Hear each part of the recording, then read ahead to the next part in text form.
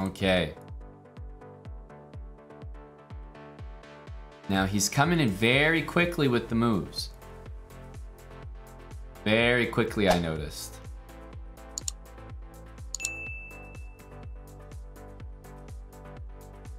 Ah. This is exactly where I think we can get some pre-moves in.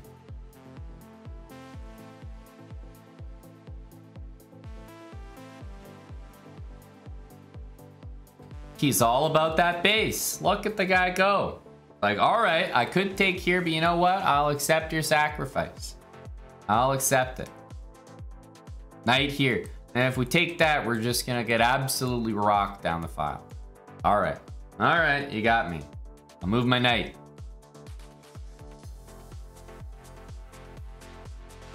Bishop there. Oh, a tough one. What if I do this? Oh, it's an animal.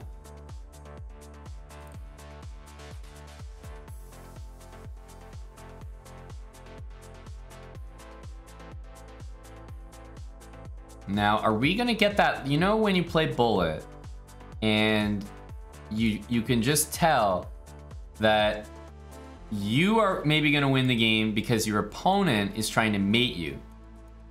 That's the feeling I'm getting right now. All right, this should be a position where we can get lots of pre-moves in.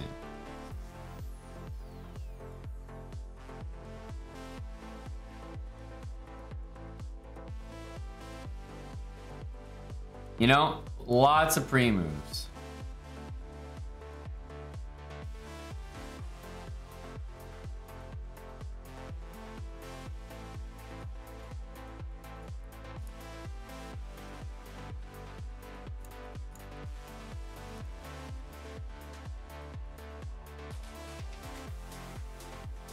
Now that might have looked like a whole lot of what the heck did Amon just do? But it wasn't. It was actually all one pattern. I just repeated it over and over again. It's really nothing special. You got the two rooks. Now, of course, you could try to checkmate by going like this and like going like that, but it's hard to pre-move this, and then you got to swing the rooks over here. That's, in my opinion, that's difficult. That's difficult to do. So why not create something that's repeatable? This, that.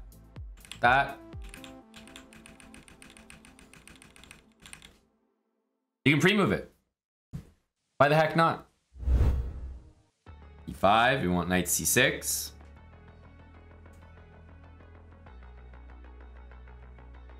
Okay, we've seen this before. D6, bishop here. Just keep it like H6. Keep it chill.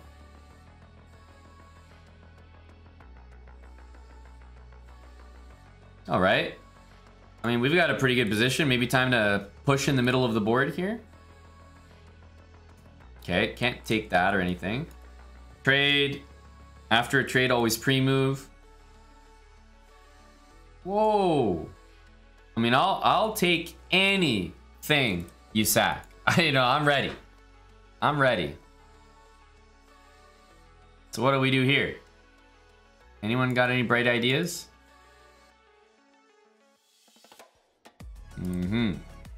Take.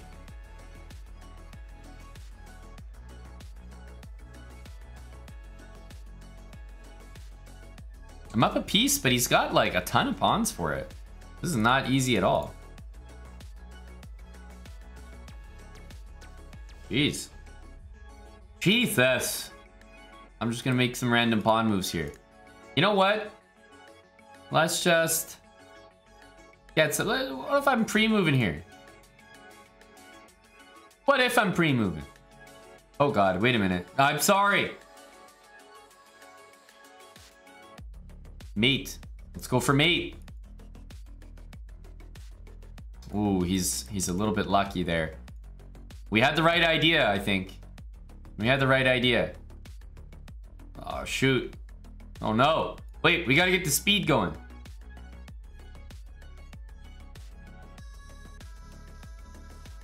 Check. Oh, pre-move. After a check, always pre-move. Wasn't my finest pre-move, but it was still pre-move. Okay, that wasn't the cleanest game, but sometimes you got to take the sloppy ones. What does it mean when I say keep your stick on the ice?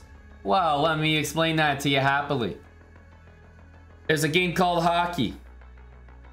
The goal is to shoot the puck in the net. But sometimes the puck can go in the net if it just bounces off your stick. You know, it can take a funny bounce, and you know what? All goals count. Once the puck's in the net, it's a goal no matter how it got there. It can be beautiful, or it can be just a lucky bounce. And you're not going to get any lucky bounces if your stick's not on the ice. Your stick needs to be on the ice. You need to give yourself a chance to get lucky. So when you're playing a chess game and you feel like you're dead lost, keep your stick on the ice. Just make another move. You never know if your opponent's going to disconnect. You never know if they're going to hang their queen.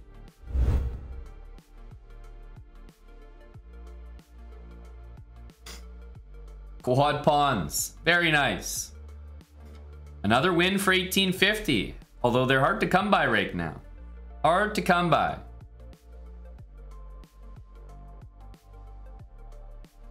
All right, d5, e6. We got to recapture with a pawn. We just went over this, didn't we?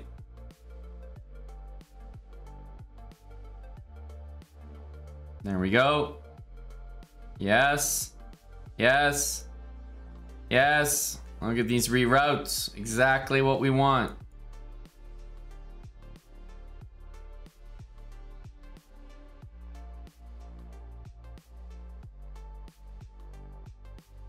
Take.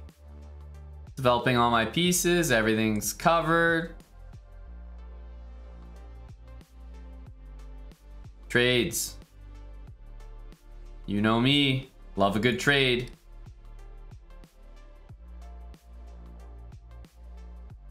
Okay. Okay.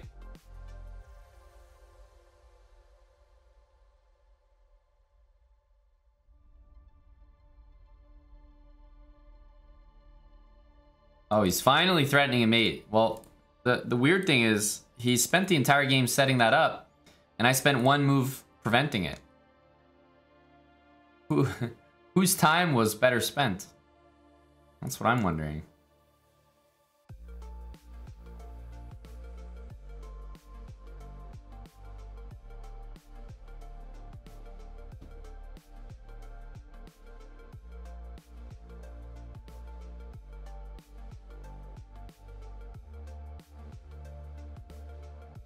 Check? Oh no. Check! Okay, we need pre-moves. Every move should be a pre-move.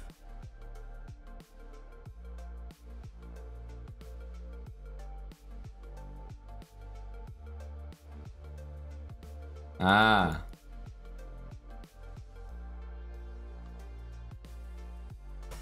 Oof. Tough to get those pre-move victories, but there we go. That's 1850. The habits are holding strong. It's these time scrambles. They're pretty tough. You want to find those beautiful middle game positions where it's just easy to pre-move. That's what really separates the good from the great. Here we go. C4. I don't think I've really seen that. I'm just gonna, you know, put the pieces on normal squares here.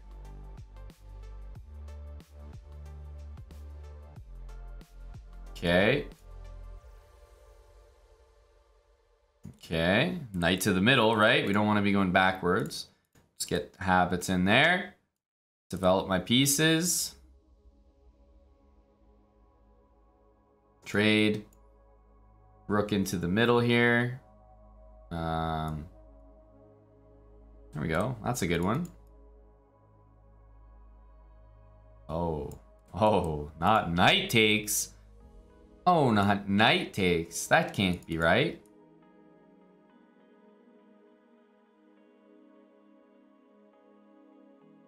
Bring our queen in. Oh, don't we love us some basic sacrifices?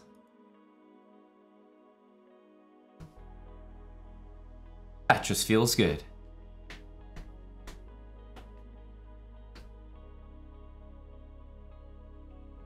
That just feels good. A rook for a knight. You know what? Even if I didn't see this, I have queen takes bishop. And even if I didn't play queen takes bishop, rook takes knight is probably a good move anyway. Because what am I up here? A queen for a bishop? So, I mean, I'm fine sacking rook for knight. I'm fine maybe sacking rook for bishop. I'll still be ahead after all that. So sometimes it's just helpful to simplify the game. It's like, why move my queen again if I could just sack, ruin your pawn structure? We know I'm going to win the game. If I go queen g4, maybe f3, and I'm suddenly giving away more material than I want to be. e4, c3, d4, right? Knight there. Okay, so bishop e2. This is the classic. d4, and the idea is to push. Oh, here, okay, h3.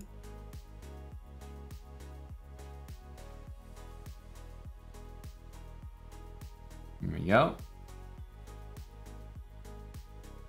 Take. Maybe take and take, something like that.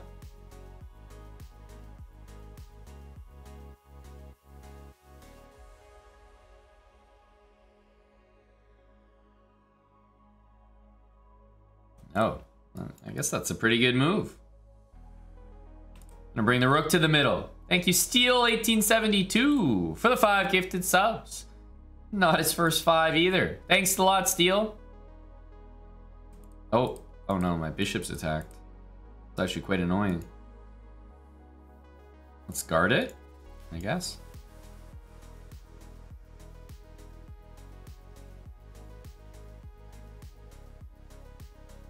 Jeez Louise. That's a fork. Technically, it's a fork. I'm not saying it worked or one material, but it is a fork by name. Let's go here. That's also a fork by name. All right, he can take me. I'll always trade. You know, I'll always take a pawn. You know, and I'll always go for mate. I don't know. That move looks a little scary to me. I'm gonna go rook e8. Yeah, that looks. I mean, maybe I'll learn one day that queen e8 was the right move there. But for now, I'm just gonna follow the habits. Rook e8 looked like the good move there. Yep, looked good to me. All right, we're playing the French. Let's just take it. These are always good pre-moves to get in, right? Whenever you play the exchange French, it's usually very easy to get pre-moves in.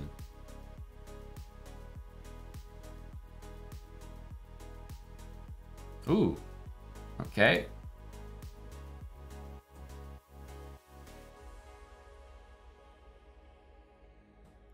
Let's just bring the knight to e5. Probably gonna bring my other knight in, like knight f3. Oh, he keeps attacking my damn rook. What the hell?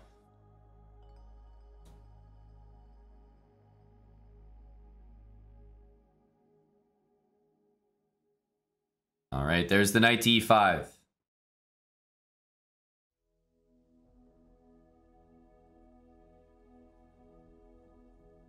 Okay, knight's under attack.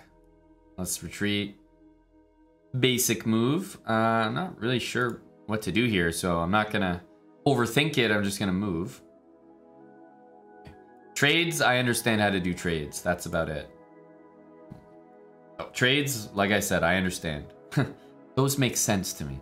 All right, pawns all on dark squares because we're against the bishop, right? Oh, I was gonna say pawns on dark squares. There we go. Let's put our knight on the dark square as well. Now, I don't know. We have like a little bit of a...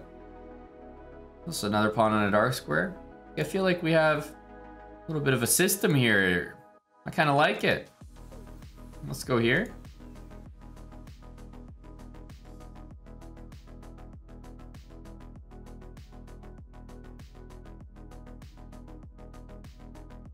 Okay. Kind of have to get our knight out of there. At this point, I mean, it should just be all about random pawn moves and king on dark square, and that should be enough to win. Yeah, he has a light square bishop. If I'm playing pre-moves on dark squares, there's nothing he can do about it. So that's probably something I should have considered even earlier than when I did, but you get the idea. You always avoid that bishop's color, and it's just so easy to play. When you've gotten to a point in the bullet game where they only have really a bishop to move and no pawns can move, it's a privilege to just ignore half of the squares on the chessboard. Usually works out really well. Okay.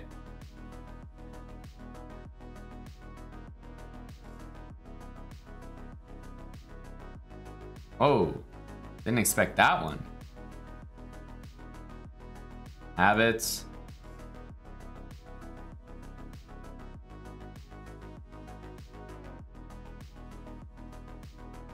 Okay. Whoa. Queen there. Hey, fancy. Let's attack the knight, I guess. Red mate, I don't mind.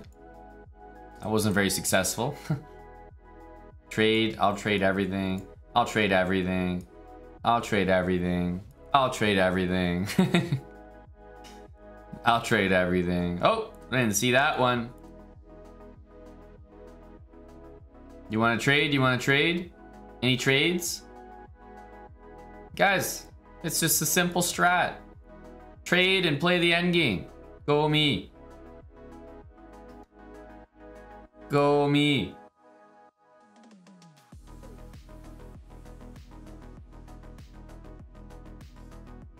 Uh-huh.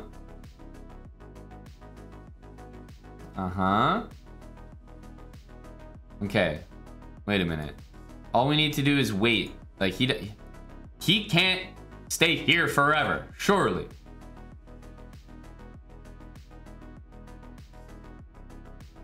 Hey. Let's go here. Uh-huh. Now here. Now here. Now here. Ah, there we go. There we go.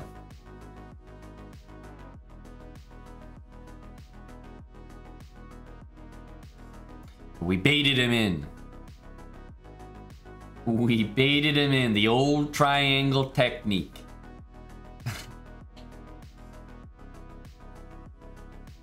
Now, he didn't have to go there. No, of course he didn't. But how do you not go forward? You have to have some restraint to go backwards. I don't have progress that I can make here. But if I go here, don't go back again because of this. Basically, when white plays king here, you want to play king there. So just shuffle your king as black anywhere here. And as soon as you see that, play that. And as soon as you go here, successfully, your next move is go back and wait here on those 3 squares until you see white's king there again, and then you go back. You don't see white's king there, don't play that. You do? Go. That's it. Okay. Knight there.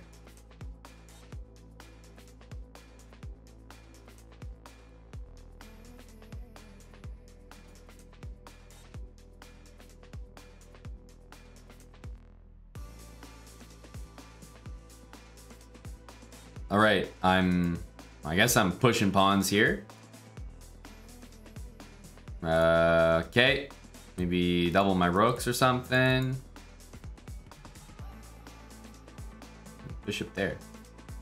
I don't know what to do. King move or something. I'll take. Maybe rook trades. We both actually have a pass pawn, which is kind of funny. Trades, trades, trades, trades. Go trades.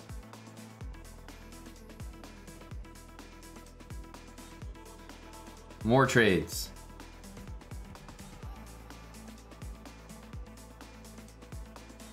Okay, is this gonna be it? Is this gonna be it? Can we finally... Let's get our king the heck out of there. Oh. Stop that. Stop that!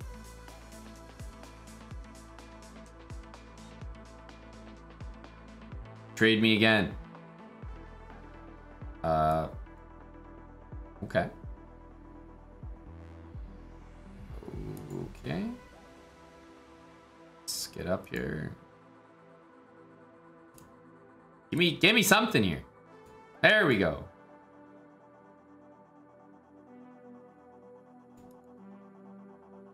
We got to get rid of this here. Yeah. Stutter step. Yeah. I'm too old for this. Oh, 1900. Poof.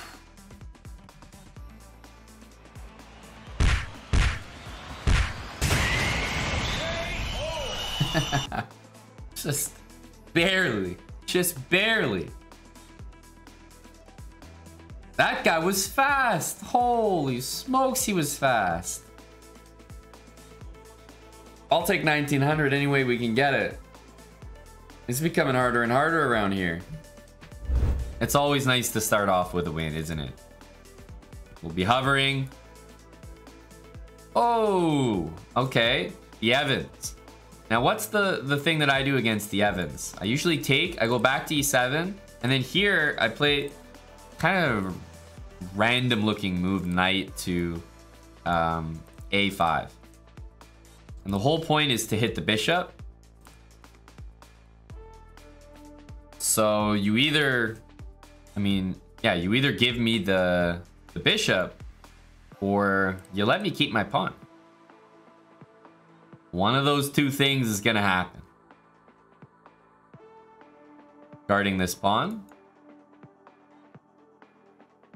And I do just have an extra pawn here. I'm just gonna develop castle. Keep our habits going. Bishop E6. H6.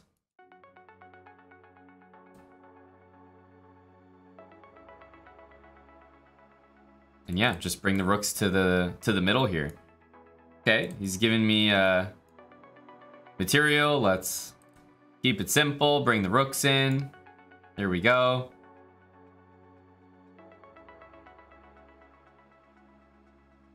Maybe double up.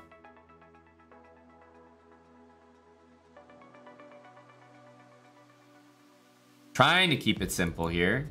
Let's go push. Push again.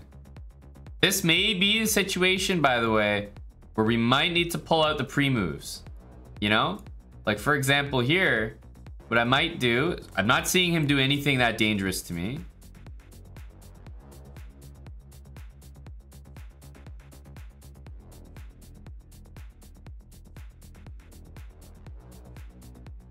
You see, he's really starting to get the pre-moves going himself. He wasn't actually he wasn't actually doing anything there. I just think there are moments where you should speed up when you can tell your opponent's not doing anything. This guy was up to the task. He was pretty much just as quick as I was. But not everyone is gonna do that. Like when I started pre-moving here, yes, he could have played knight takes c5 at any point during all those pre-moves. Yes, he could have played queen takes b5. But ultimately, those are like pretty low probability moves. They're probably not going to happen. And once they do happen, what's the worst, right? I've got all my pieces on light squares here. The worst that can happen is maybe I lose a pawn and he gets out of the, like he escapes with it. That's it. That's it? That's not that bad. I'd much rather take the risk of pre-moving in this case.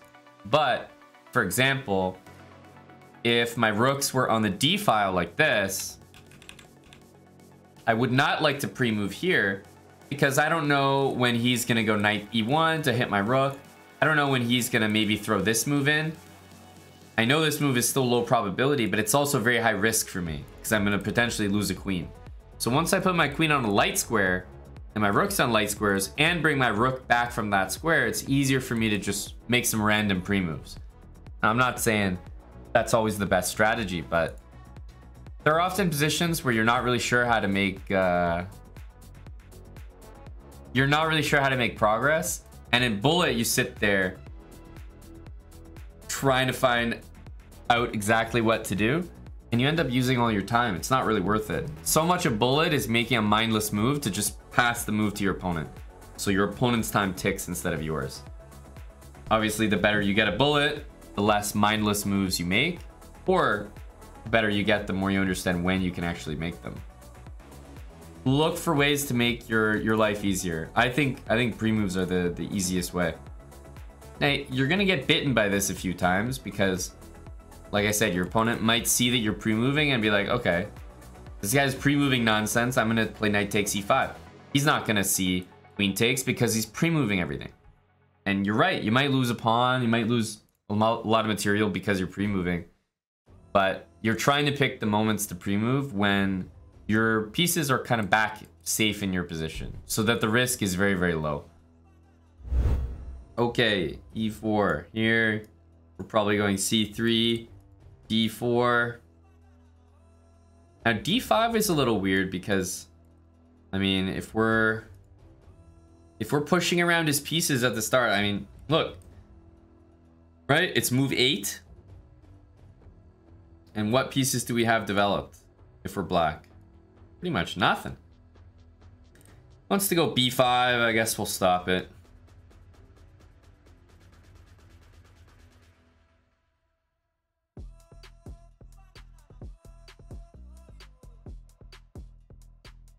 Developing. Let's put a rook here. Makes sense.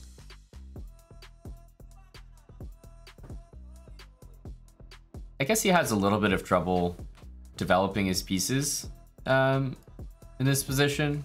Like, yeah, I don't know. That bishop has certainly taken its time developing, that's for sure.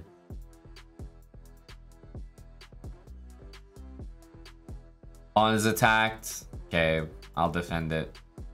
I'll defend it. It's double the rooks. Ooh.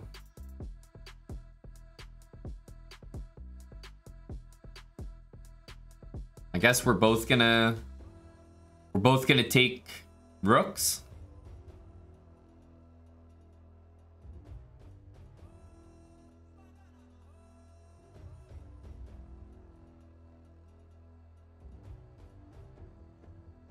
Knight e4, I was about to say, would be a very nice move to play. Very nice move, because I get my favorite position. Remember I was telling you about my favorite position? You see all these light squares? Oh, he stuck his king in. Damn it. Oh. Now we're gonna have to win the lame way. I should play g4 first. I was enjoying the position too much. But truly, these positions where you have knight against bishop, in some kind of bullet endgame, you put all your pawns on the opposite color. I should have played g4 to firmly illustrate what I was talking about. But I was so excited that I finally had the position, I forgot to play it. But yeah, you put all your pawns on light squares, and then you can just kind of pre-move a little bit in circles, or pre-move your knight back and forth or something. It's just very comfortable. Very comfortable. So whenever you get a knight against bishop position in bullet, I always get the feeling, even if I'm down a pawn or something here, I always get the feeling that it's like intrinsically winning. So put your pawns on light squares. I should have probably put that one there. And then you can usually just pre-move a bunch of moves, all on light squares, of course, the opposite color of the bishop, and you'll have a pretty easy time flagging. Can I take the pawn? Well, Mike, I mean, you're talking to someone who's been pre-moving the entire time. The whole point of playing with less than 5 seconds is not to wait for your opponent to move and then see what they did and then decide what the best move is and then make that move. I mean, that'll take like 2 seconds. You're only going to be able to do 2 or 3 of those moves. The point is you want to make moves that can be played regardless of what your opponent does. Yeah, I like that one. I'll take the center. Okay. I'll let you take my bishop. H6. Now, are we both going to do the thing where we go checkmate each other? So he's doing it over here. I take. I move the knight. I defend the knight. And now, do I get to do it over here? Are there any mates for me? I'm a little frightened here. Can I go all in? I think we may find ourselves in just as much of an attacking position as my opponent. Here. I mean, I guess there's knight takes a2. Bishop f5 kind of looks nice.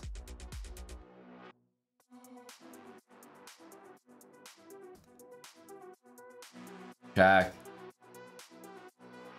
All right, well, looks like nobody has any attack.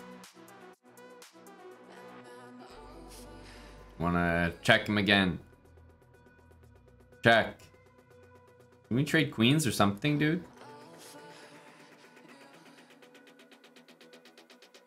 I'm gonna need a queen trade from you.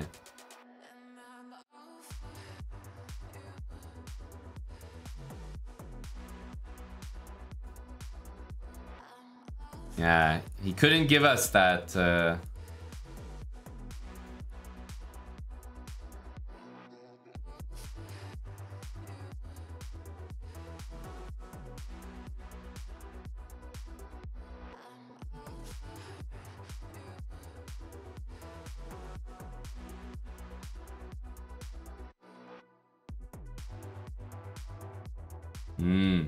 It's bingo. I mean, the thing that makes time scrambles a lot easier, truly, is knight against bishop. I could be down maybe even like 2 more pawns and I would still be interested in trading rooks. Just because I know that, like, man, knight against bishop, there's never been a bigger hack to a bullet game than that. You just operate exclusively on the opposite color squares as the bishop. Always feels so good, always works out really, really nicely. So I'm always on the lookout for positions where I can play knight against bishop, or sometimes bishop against bishop. Bottom line is, like, having your opponent with a bishop as the very last piece usually feels very, very good. I don't know, do people in the chat find bishops easier to use than knights? I agree, knights move a little trickier and they're harder to, like, predict or put on the right squares. But from your opponent's perspective, you also have to think that the exact same things apply to them. They don't know where your knight's gonna end up. It could end up on any square. It can check, fork, jump around. The bishops are so easy to move for one side, but think of it from your opponent's perspective, they're so easy to anticipate. So you might be thinking to yourself, wow, it's so easy to move this bishop like that. But from my perspective, I'm thinking, okay, I can already see the only squares his bishops can move to. So I'm just going to stay on the opposite color and I can do whatever I want. So, okay. We'll go A6. Oh, wow. We got some trade energy from our opponent here. Okay, I can trade too. I don't mind myself a good trade. All right.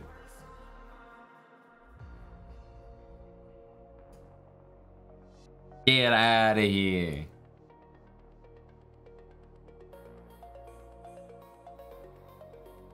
Huh?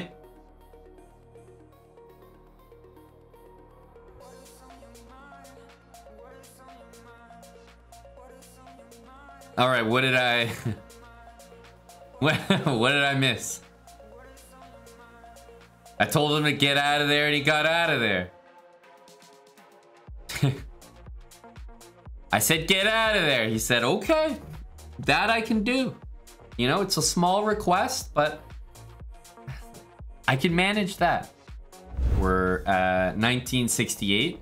So one of the worst ratings ever, knowing that it'll be impossible to hit 69. We'll play this because you can usually get a bunch of pre-moves in here fairly safely.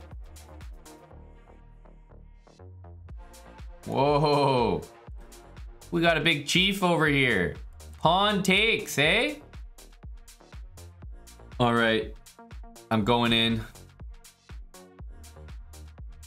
This pains me to do. Really pains me to do. G3, there's going to be one of the most... one of the quickest sacrifices that you've ever seen is about to happen. So we actually must, in this position, defend in a different way. If we play G3, you will have never seen a pawn disappear from the board so fast. Ever in your life.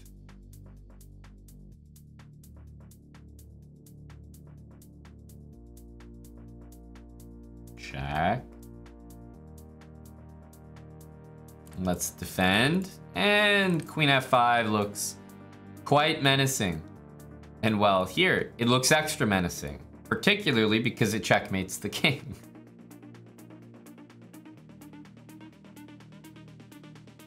Hang on a sec. I thought he was the one attacking.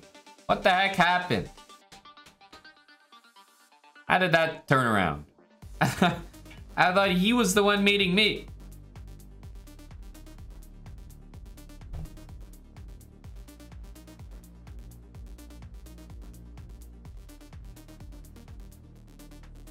Get him out of here? Yeah, it might work. If I just say it. Get him out of here. Wow, and he left. Amazing.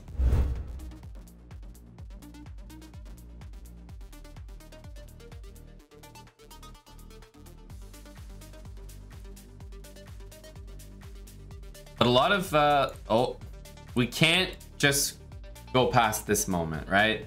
We can't just zoom by it without giving the people what they want. No.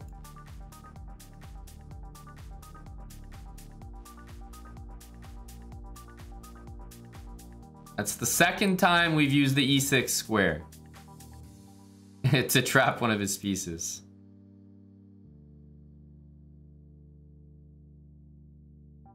That's the nasty trap in this opening. Very easy to fall into. It was a little bit surprising to see his move order because it's something you have to watch out for even here. And I mean, even here, the move Bishop F7 was playable instead of like this in particular is already like gotta be careful territory. Because already if I go here, the king has to come to F6 and okay, white can play like knight D5 check, D4. So Bishop F7 is already very good move. Here it's like good, but not that good because of knight G5 there and then Queen E8, the king will go back to G8. And it's good for white, but nothing special. But then now it's possible again. But it's particularly this knight on D7 with the queen. I mean, the queen is basically trapped. So if you could just place a knight there, it'd be game over. And no matter where the king goes, you're going there. But in the opening, it's already an issue. If you put the king here, you're losing the queen. And if you put the king here, something like knight check. I mean, king takes, pawn to d4 check. I mean, look, all these squares are covered. Right? So you literally have to go king h4 and, I mean, good luck trying not to get mated here. Right? It's just a guarantee. So that is pretty common tactic in the opening. I was nearly pre-moving here, so missed an opportunity to play already bishop takes f7, but he made the mistake multiple times.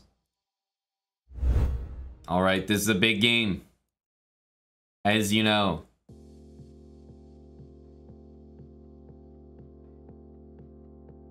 All right, I'll play bishop d2. Some theory here.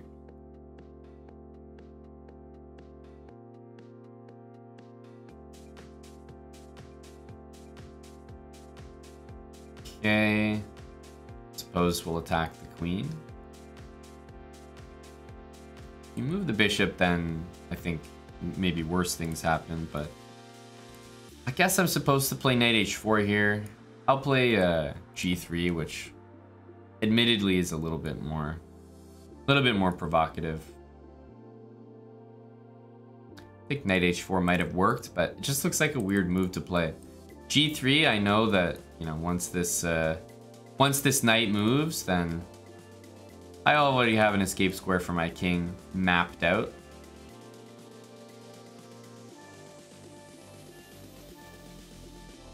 Okay, I guess we should move so that we're making a threat.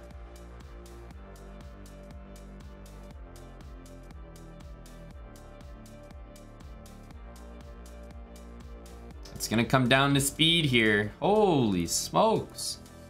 What was that move? 93. I like the creativity, honestly. He's like kind of forking my pieces there at the end. Still, it's a lot.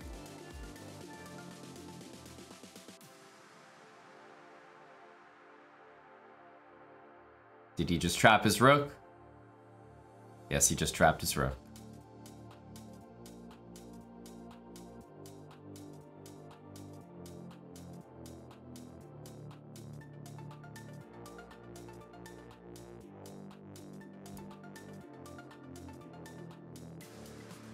It's just a nice feeling whenever you get this. Like, whenever you get the king cut off by the rook, and the rook's protected. In this case, I brought my king up to protect it with my king so that I could move my pawn.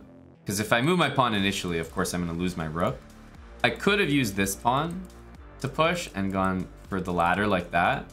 But it's equally fine to just push the king up the board. But if I go and make a queen right now, honestly, the reason I don't like doing this ladder technique is that the king can actually hide behind the pawn and be relatively annoying. So I thought the most important thing was just to establish this. Now the king is quite literally in a box that's that big. So now I know that I can just go make a queen and execute the ladder technique pretty quickly.